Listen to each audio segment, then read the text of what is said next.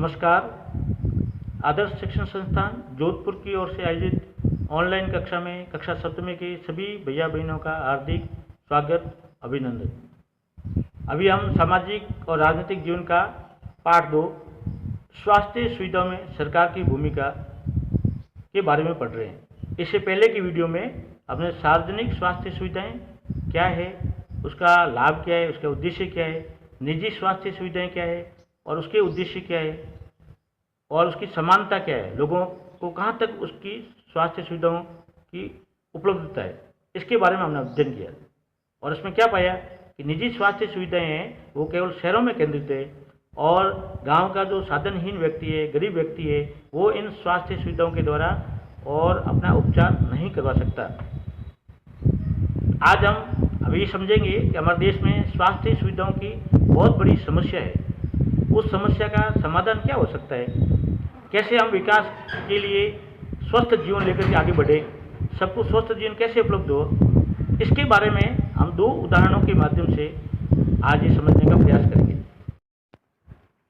हमारे देश में लोगों के स्वास्थ्य की दशा अच्छी नहीं है।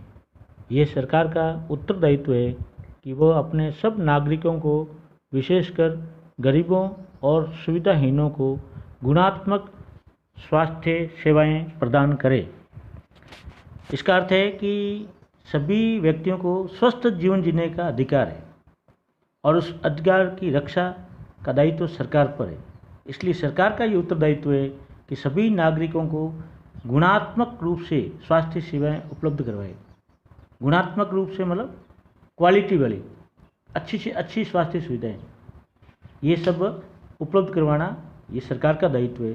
चाहे गरीब से गरीब व्यक्ति भी अपने उपचार का इलाज वहाँ जाके करवा सके। अब लोगों के स्वास्थ्य, अगर हम बात करते हैं कि लोगों का जीवन स्वस्थ हो, उसके लिए 3 बातें आवश्यक है।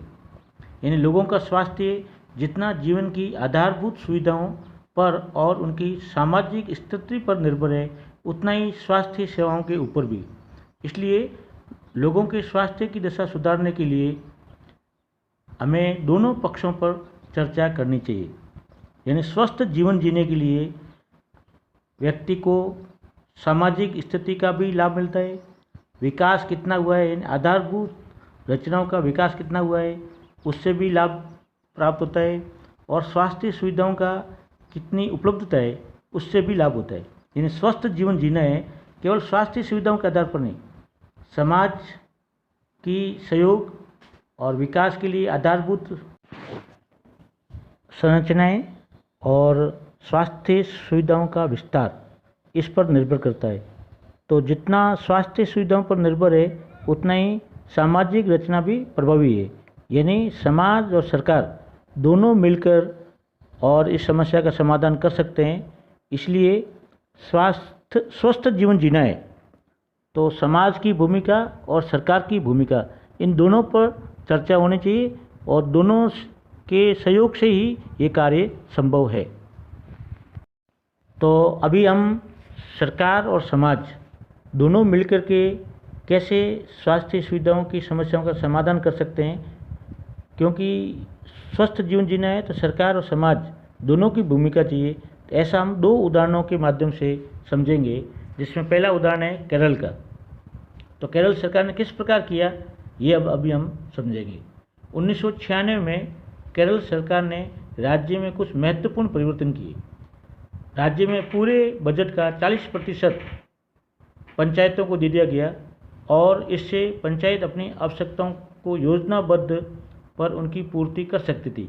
यानी 1996 में केरल सरकार ने अपनी बजट का 40% आमदनी सीधे पंचायतों को दे दी और इसके फलस्वरूप जल वितरण व्यवस्था की जांच की गई, स्कूलें और आंगनवाड़ियों के काम को सुनिश्चित किया गया, गांव की विभिन्न समस्याओं पर ध्यान दिया गया। तो ये 40% का जो राज्य सरकार ने पंचायतों को जो बजट दिया था, उसके लिए पंचायत ने अपने स्तर पर विकास की विभिन्न योजनाएं बनाई, जिस पर सबसे पहले स्वस्थ जीवन पर ध्यान दिया गया।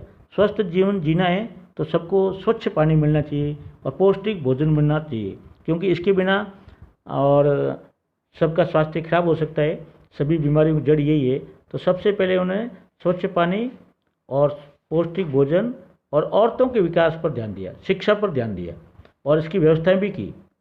और इस व्यवस्था के लिए उन्होंने सबसे पहले सबकी जांच की कि जल वितरण कैसा है, कैसा पानी मिलता है। आंगनवाड़ी केंद्रों की जांच की गई, स्कूलों की जांच की गई, क्या व्यवस्था है, कितनी और आवश्यकता है। ऐसे बहुत सारे कामों की जांच करके और उन्होंने उस पर विकास किया और अपनी समस्याओं का समाधान किया। और इसका परिणाम ये है कि आज केरल भारत के सबसे विकसित राज्यों की श्रेणी में आता है।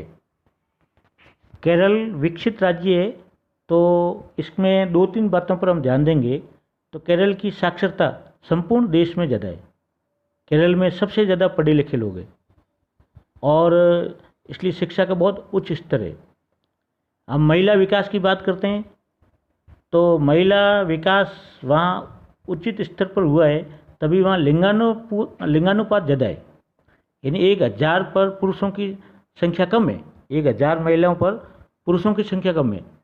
ऐसा एक पहला राज्य है जहाँ 1000 पुरुषों पर महिलाओं की संख्या अधिक है। ऐसा लिंगानुपात बढ़ा है, इसका मतलब वहाँ महिलाओं की सम्मानजनक स्थिति है और उनकी सुरक्षा, उनके सब प्रकार के विकास के अवसर उपलब्ध हुए। उसी का परिणाम है कि केरल के अंदर लिंगानुपात ज़्यादा है, 1000 पुरुषों पर महिलाओं की संख्या ज़्यादा है। शिक्षा का स्तर देखते हैं तो साक्षरता दर सबसे ज़्यादा है। उपस्थिति, जो बच्चे स्कूल जाते हैं उसकी अगर आंकड़े देखते हैं तो केरल के अंदर प्रतिदिन की जो औसत उपस्थिति है सभी देश से वहाँ अधिक है।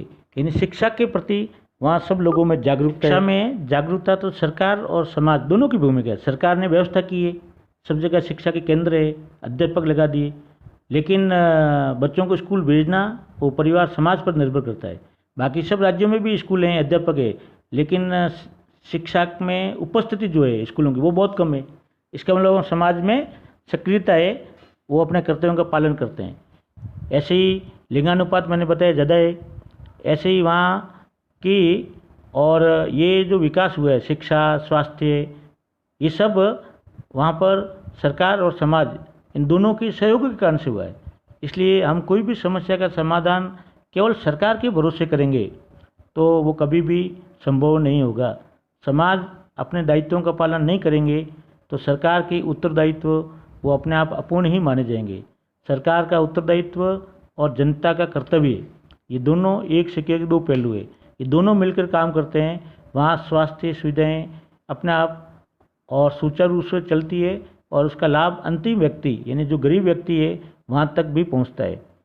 और ये समाज में जागरूकता, समाज में सक्रियता, इसका अभाव होता है तो सरकारी योजनाएं जिस लक्ष्य को लेकर की थी वो लक्ष्य पूर्ण नहीं होता है। इन प्रयत्नों के बाद में भी कुछ समस्याएं केरल में अभी भी है स्वास्थ्य सुविधाओं को लेकर। जैसे पर्याप्त रूप से दवाइयाँ नहीं मिलती है, दवाइयों की कमी है। अस्पतालों में पर्याप्त बिस्तर नहीं है, यानी सरकारी जो अस्पताल है उसमें बेड पर्याप्त नहीं है, जितने मरीज जाते हैं उतने बेड भी नहीं है। पर्याप्त डॉक्टर भी उपलब्ध नहीं है। जिस प्रकार की जितनी बीमारियां हैं ऐसे प्रत्येक हॉस्पिटल में सभी बीमारियों के डॉक्टर भी अभी उपलब्ध नहीं है। तो ये कुछ समस्याएं भी है। इस समस्याओं को दूर करने की भी आवश्यकता है। सरकार इसके लिए भी प्रयास करती है। वो क्या क्या प्रयास करती है, इसकी एक वेबसाइट है जो उसका लिंक है आपके पुस्तक की पृष्ठ संख्या 28 पर है। उसको आप खोलेंगे तो उसमें भी आपको कई प्रकार की सरकार के द्वारा क्या क्या प्रयास किया जा रहे हैं इन समस्याओं को दूर करने के लिए, तो आपको जानकारी मिल सकती है। इस वेबसाइट का लिंक डिस्क्रिप्शन पर भी उपलब्ध है, जिसे आप लॉगिन करके और विभिन्न जानकारी प्राप्त कर सकते हैं। केरल के बाद अब हम दूसरा उदाहरण मध्य अमेरिका का एक देश है कोस्टा रिका, उसका लेते हैं। तो कोस्टा रिका जो देश है वो मध्य अमेरिका का सबसे स्वस्थ देश माना जाता है।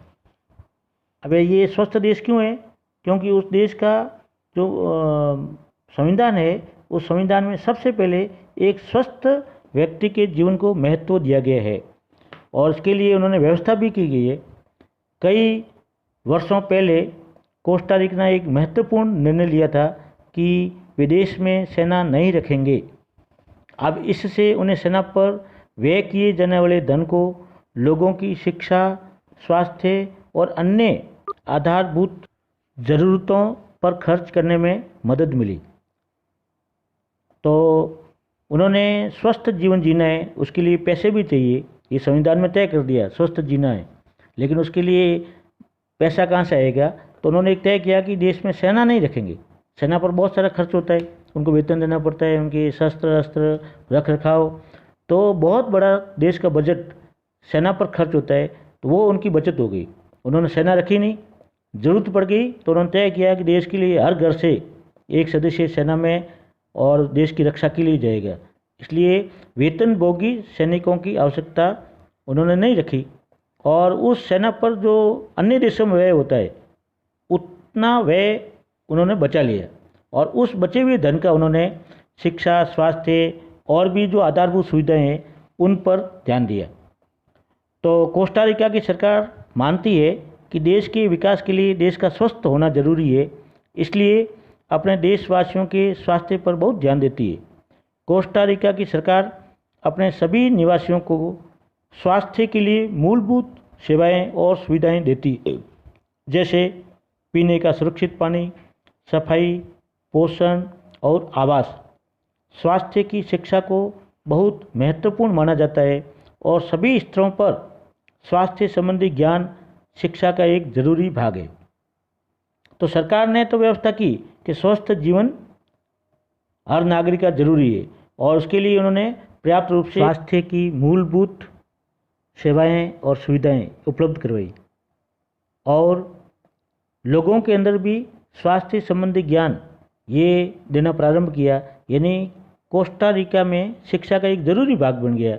हर बच्चे को स्वस्थ जीवन कैसे जीना है इसकी शिक्षा दी जाती है, यानी उनकी दिनचर्या क्या होनी चाहिए, उनका खान पान क्या है, और किस प्रकार शारीरिक इत्यादि करने से वो स्वस्थ रह सकते हैं, ऐसा ज्ञान उनकी पाठ्य पुस्तकों में और बच्चों को पढ़ाया जाता है। तो वहाँ का हर नागरिक प्रारंभ से ही इसके प्रति सावधान रहता है कि हमारा स्वास्थ्य कैसे उत्तम रहे। तो अपना खान पान, अपनी दिनचर्या और अपना व्यायाम, योगा, ये नियमित रूप से वो अपने जीवन का अंग बना लेते हैं। तो इस प्रकार कोस्टा रिका ने नियम बनाया, तो समाज ने उसको माना, समाज ने स्वीकार किया, अपने कर्तव्यों का पालन किया, तभी वो एक स्वस्थ देश के रूप में मध्य अमेरिका में खड़ा है। तो केवल सरकार के आधार पर ही नहीं, सरकार ने व्यवस्थाएं उपलब्ध करवाई और जनता ने उनका पूरा सहयोग किया, तभी ये स्वस्थ देश बन पाया। तो इस प्रकार हमने देखा कि स्वास्थ्य भूमिका में और स्वस्थ जीवन में सरकार और समाज दोनों की भूमिका होती है। तो हम भी समाज के अंग हैं, और हमारा देश भी स्वास्थ्य सेवा में बहुत पीछे है। तो हम सभी विद्यार्थी और स्वस्थ जीवन कैसे जिया जा सकता है इसके बारे में ज़रूर अध्ययन करें, और योगा, प्राणायाम, अपनी दिनचर्या, अपना खान पान इसको शुद्ध रखें, तो हम भी एक स्वस्थ नागरिक के रूप में खड़े हो सकते हैं। तो सरकारी सुविधाएं हमारे लिए पर्याप्त होगी। और इस प्रकार आप सभी स्वस्थ रहिए, सुरक्षित रहिए।